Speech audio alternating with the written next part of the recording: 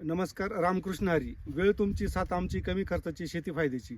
HD. Agriculture treatment या YouTube चॅनलवरती आपलं सहर्ष स्वागत. सध्या हवामान खात्याच्या अंदाजानुसार 6 ते 7 दिवस आपल्याला या अवकाळी पावसाचं वातावरण दाखवत आहेत. काही ठिकाणी जोरदार तर काही ठिकाणी हलक्या स्वरूपात हा वळीव स्वरूपातला पाऊस पडतो.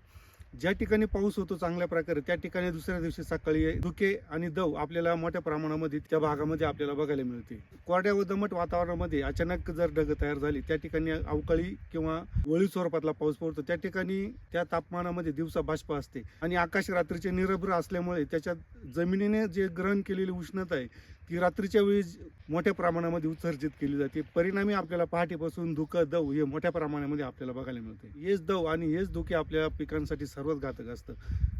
जसे या धुक्यांमध्ये सूर्यकिरण वाढत जाते त्याच ठिकाणी सुप्त अवस्थेत असलेले आपल्या बुरशीचे स्पोर आहेत ते चांगले ऍक्टिव्ह होऊन आपल्या प्लॉटांवरती वाढत असते आणि परिणामी तिथं जर आपले बुरशीनाशकाचे चांगल्या प्रकारे जर फवारणी केली नाही त्या ठिकाणी आपले प्लॉट पूर्ण खराब होण्याचे चान्सेस जास्त राहतात. ज्या ठिकाणी खतं आणि फवारणीचं प्लॅनिंग शेड्यूलनुसार जर वापर केलेला नसेल त्या प्लॉटांवरती आपल्याला सर्वात जास्त नुकसानी बघायला मिळतात. कारण पावसानंतरचे धुकं किंवा दव ज्यावेळेस आपल्या प्लॉटांवरती असतं ते सर्वात घातक असतं.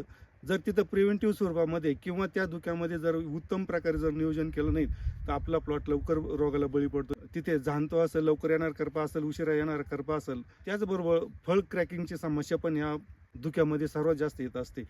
परिणामी तिथं आपला प्लॉट कमी कालावधीमध्ये लवकर खराब होऊन पूर्ण उत्पादन आपलं घटतं.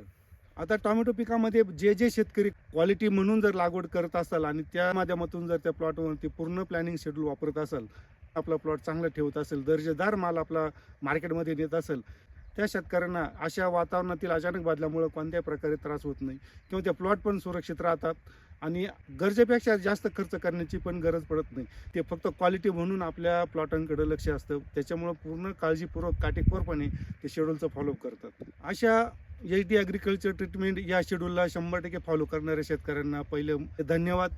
त्याचबरोबर अशा क्रिटिकल कंडिशनमधून मार्केटमध्ये दर्जेदार क्वालिटीचा माल विक्री करतात त्याबद्दल त्या सगळ्या शेतकऱ्यांना आमचा मानाचा मुजरा.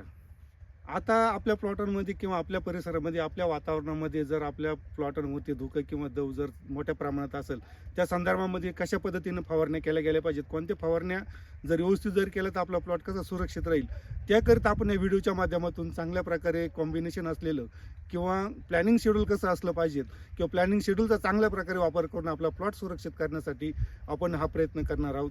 प्रत्येक शेतकऱ्यानं ही कन्सेप्ट समजून घ्या, शेड्यूल समजून घ्या, स्प्रे समजून घ्या, त्याच्यानंतर अप्लाय करा. आता जे आपल्या प्लॉटवरती दव असताना जे प्लॅनिंग शेड्यूल देणार आहे किंवा ज्या फवारण्या सांगणार आहे त्या संदर्भात थोडा फवारणीमध्ये बदल केला आहे. कदाचित या फवारणी ऐकून बरेच शेतकरी विचार पण करतील की इतका त्रास, इतका अट्टहास करण्याची गरज काय, आमचा प्लॉट असाही सुरक्षित राहील. पण हे करण्याचं कारण रिझन जर व्यवस्थित जर समजून घेतला तर कदाचित या फवारण्या 100% तुम्ही करून आपला प्लॉट सुरक्षित कराल.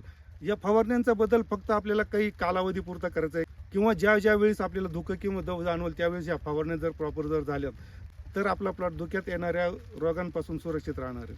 टोमॅटो पिकामध्ये जर 2-3 दिवस किंवा 4 दिवस जेव्हा हे वातावरण तयार होईल तेव्हा जर या प्लॅनिंग शेड्यूलचा जर पुरेपूर वापर केला, कदाचित ती मानसिकता जर ठेवली, ती फवारणीची जर मानसिकता ठेवली, त्याच्याबद्दल निगेटिव्ह विचार न करता जर पॉझिटिव्ह विचार करून जर फवारणी केला तर आपला प्लॉट 100% सुरक्षित राहील.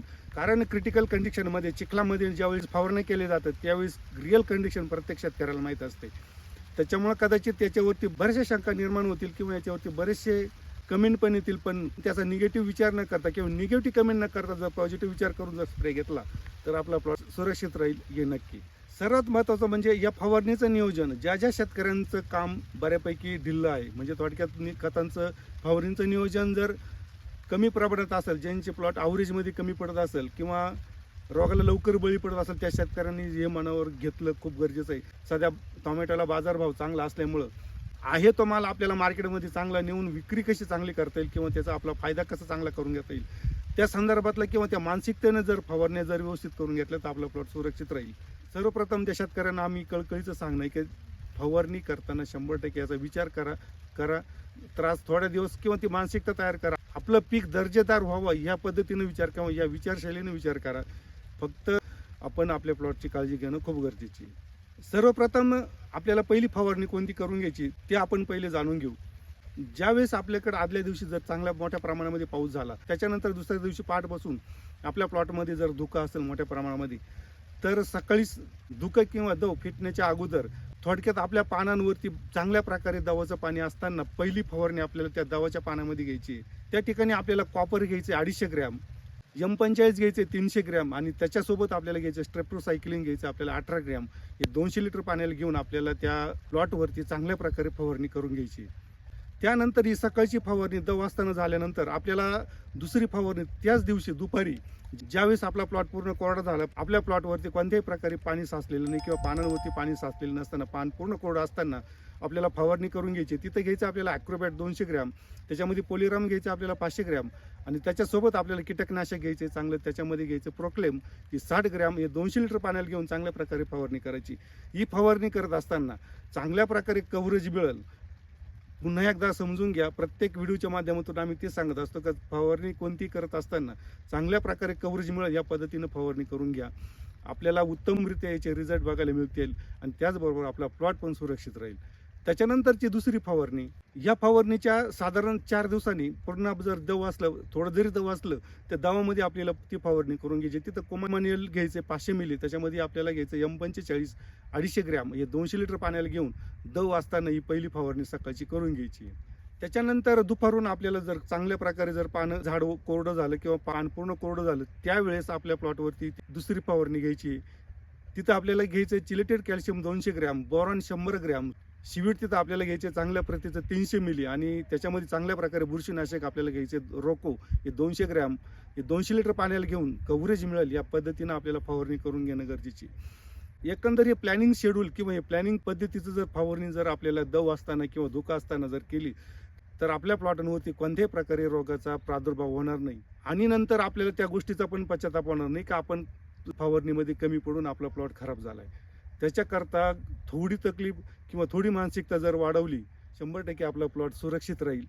आलेल्या परिस्थितीमध्ये आपल्या प्लॉटाचं संरक्षण करायला आपण चांगल्या प्रकारे आपण त्याची सुरक्षा करू शकतो. हा आत्मविश्वास आपल्याला नेहमी राहील. त्याचबरोबर या कालावधीमध्ये क्रॅकिंगची समस्या, इयर क्रॅकिंग म्हणजे फळाच्या वरच्या बाजूला देठाजवळ क्रॅकिंगची समस्या खूप मोठ्या प्रमाणात जाणवते.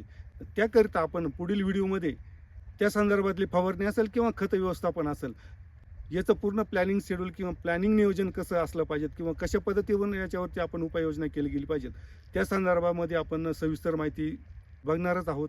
आता या व्हिडिओच्या माध्यमातून दिलेल्या फवारण्या शेतकऱ्यांनी प्रत्येकानं काळजीपूर्वक करावी आणि आपला प्लॉट सुरक्षित करावा.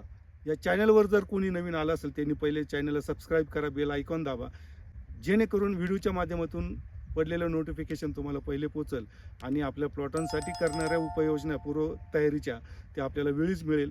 त्याचबरोबर व्हिडिओ आवडल्यास लाईक करा, शेअर करा, सबस्क्राईब करा. सर्वात महत्त्वाचं म्हणजे तुमच्या काही शंका असल्या त्या कमेंट सेक्शनमध्ये जरूर लिहा. त्या शंकेचं निरसन आम्ही व्हिडिओच्या माध्यमातून वेळीच पूर्ण करण्याचा प्रयत्न करू. धन्यवाद.